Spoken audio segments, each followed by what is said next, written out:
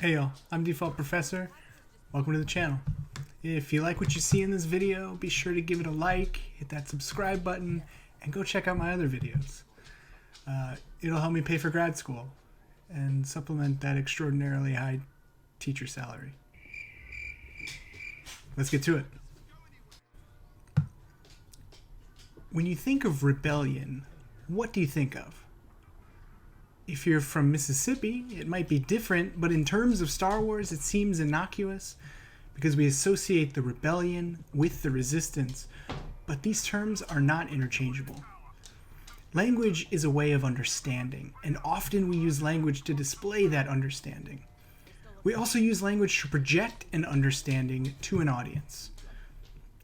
The language you use reflects how we want our audience to see or understand what we are talking about. This is Rhetoric 101. Snyder says that when we repeat the same words and phrases from our daily media, we accept the absence of a larger framework. And because our media largely disseminates the words of a few politicians, our framework gets even smaller. The same is true in the Star Wars universe. Rebellion, defined, is a refusal of obedience or order, and comes from a place of authority, one that defines the terms used to describe its opposition. Resistance is a refusal to accept or comply with something, or the attempt to prevent something by action. Here the word comes from a place of opposition where that opposition defines itself.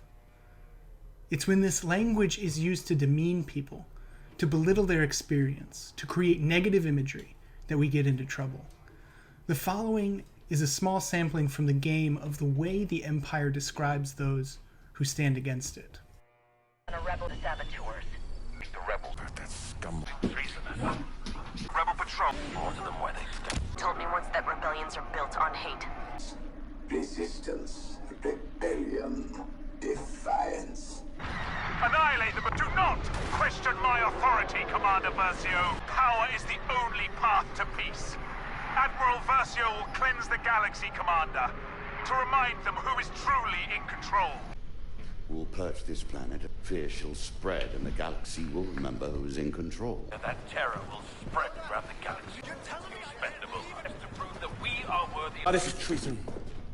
Defiance will read the death of you. Shouldn't they've committed treason? Take care of the traitors. You a traitor. Will resist. Look at you, you're a coward. Words like scum, rebel, slaughter, traitor, hate, power, and control permeate the Empire's vocabulary. Words are powerful, and the way our own president and politicians use words reflects the way the Empire uses words to demean and degrade its opponents. Trump's use of language is meant to belittle and demean.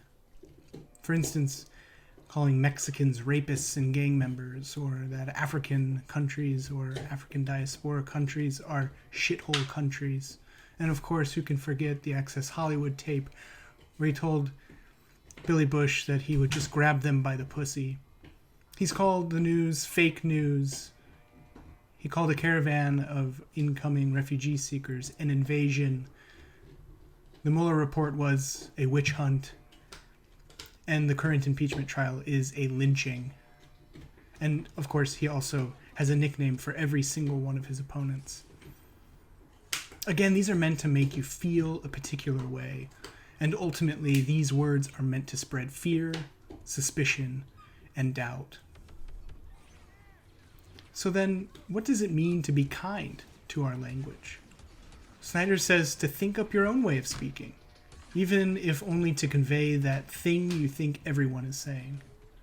Make an effort to separate yourself from the internet and read books.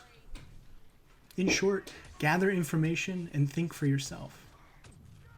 Ray Bradbury wrote in his short story, Dark They Were and Golden-Eyed, "Nevertheless, man lives by symbol and label. The names were given." My hope for you at this point is to ask good questions of the information you receive, to understand how language is being used to shape your understanding of a topic. Is there absolutist language? Is there defamatory language? Is there language meant to demean other groups of people? How are you naming and What symbols do you believe? Thanks for stopping by. Next week, this will have our last Star Wars post, I think. But I want to hear what you want to know about. I want to hear what you want to hear about. What game should I talk about, and what issues could I possibly breach in the future? Leave me a like. Let me know in the comments what you want to see. And remember, you have the power to write your own story. So get to it.